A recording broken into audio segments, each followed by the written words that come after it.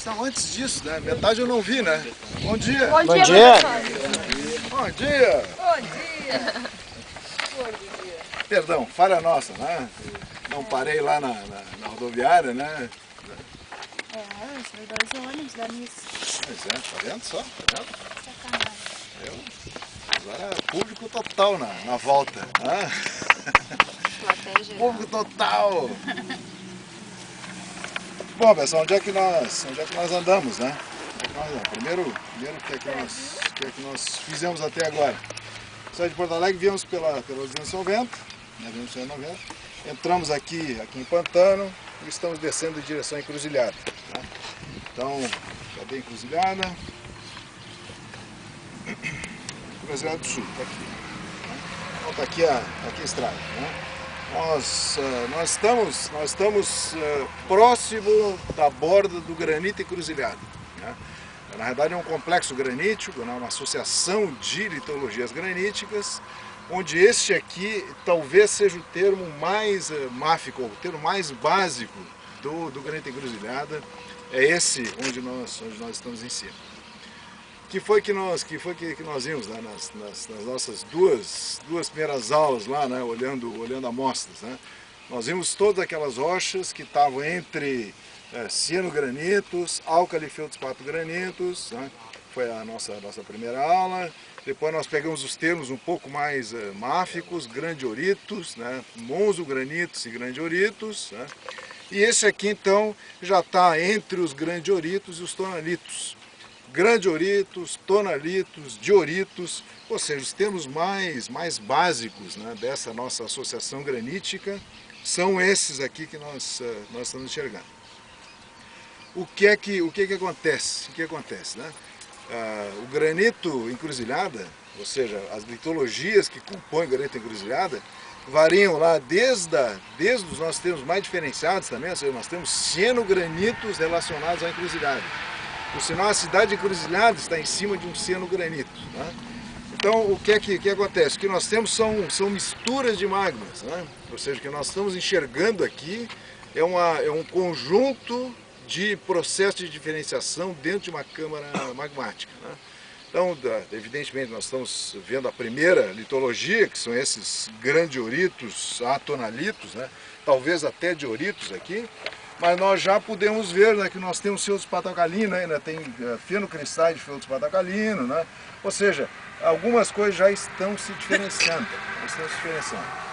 Dentro desse processo de diferenciação, dentro dessas intrusões graníticas, os primeiros termos a serem injetados, ou seja, os primeiros líquidos, são normalmente esses líquidos mais máficos. Né? Então essas porções mais básicas, né, mais máficas, são normalmente os magmas precursores. Então, cada vez que nós encontrarmos autólitos, né, dentro dos termos mais diferenciados, e naquela direção nós já temos termos um pouco mais diferenciados, mais cianograníticos, mais monzograníticos, né, nós vamos encontrar processos de mistura entre um magma menos diferenciado que esse aqui e os processos que vão ocorrendo de diferenciação aos termos mais cianograníticos, mais monzograníticos. Né? Ou seja, o que nós precisamos imaginar é essa câmara magmática funcionando. Né? Nós imaginamos o magma dentro dessa câmara magmática, ele se diferenciando. Né? Nós temos então os termos mais máficos e o processo de diferenciação desses termos mais máficos em direção a termos mais diferenciados, onde a presença dos máficos já não é mais tão intensa, os líquidos são mais alcalinos, nós temos a quantidade de feldspato alcalino começando a preponderar. Então, se nós olharmos na volta, nós vamos ver um conjunto desses granitos, né? Nós vamos ver uma associação de granitos, todos eles convivendo dentro de um único processo, dentro de uma única câmara magmática. Né? Então imaginar essa câmara e os processos de diferenciação é o nosso ponto. Né? Aí bom, vamos primeiro o grande traço. Né? Aqui o nosso escudo, né? Ou seja, o escudo do Rio Grande do Sul. E está aqui O nosso escudo está dividido esta zona, é a zona de cisalhamento da dorsal de Canguçu, né? Ou seja, esta zona de cisalhamento, tá? É uma imensa de uma zona de cisalhamento, com uma litologia toda própria ao longo dessa zona de cisalhamento da dorsal de Canguçu, que divide o bloco Pelotas, né? Ou seja, esse aqui é o batólito de Pelotas, né? Do cinturão central aqui, né? Ou terreno Encruzilhada do Sul. Então esse aqui é o terreno Encruzilhada do Sul.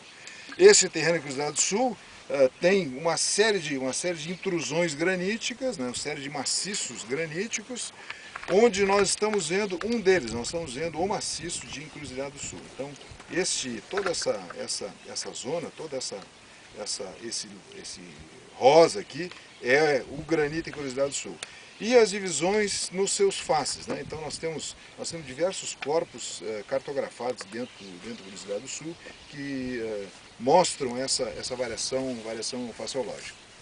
Então, nós vamos dar uma quebrada nesse granito, vamos ver qual é a variação litológica que nós encontramos nessas rochas graníticas, né? Ver qual é a variação litológica, e depois, na realidade, nós vamos descer em direção a essa avenida, né? Essa estrada, né, que vai de Canguçu a Caçapava.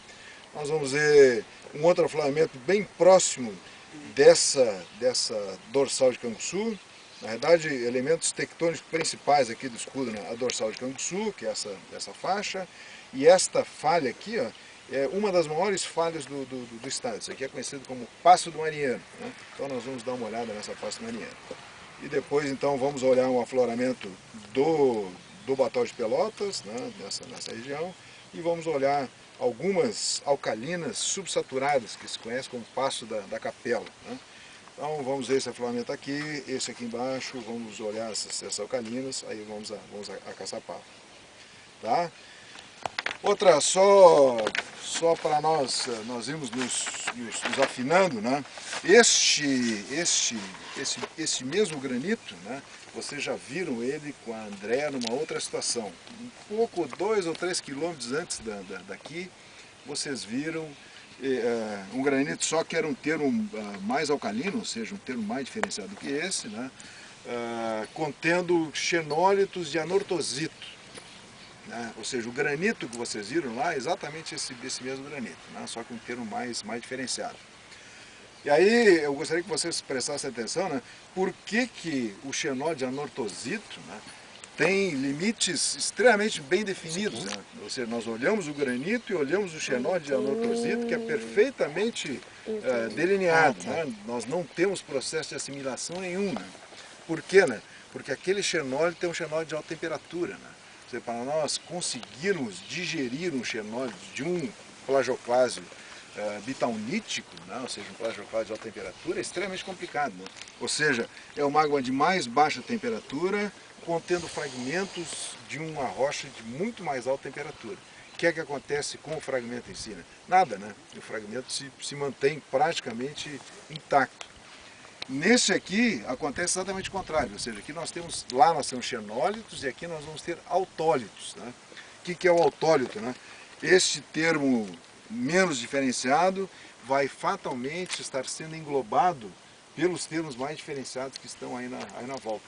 Ou seja, nós temos a nossa câmara magmática funcionando, nosso processo de diferenciação dentro da câmara magmática funcionando. E esse processo de diferenciação faz com que os termos mais básicos, ou os primeiros a serem cristalizados, eles sejam, às vezes, reincorporados pelo magma que está no processo de diferenciação. Ou seja, o processo ele não se estanca, né? Ele vai em um crescendo para termos mais diferenciados até que se deu a total cristalização. Mas isso são alguns milhares de anos, né? Ou seja, o que é que acontece durante alguns milhares de anos quando nós temos o processo de diferenciação dentro de uma câmara magmática, né? Então esses termos são os primeiros a serem cristalizados, eles acabam sendo de alguma forma reenglobados, né?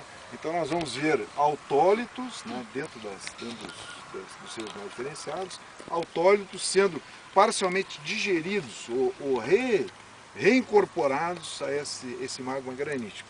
Então, duas características fundamentais, o que é um xenólito e o que é um autólito.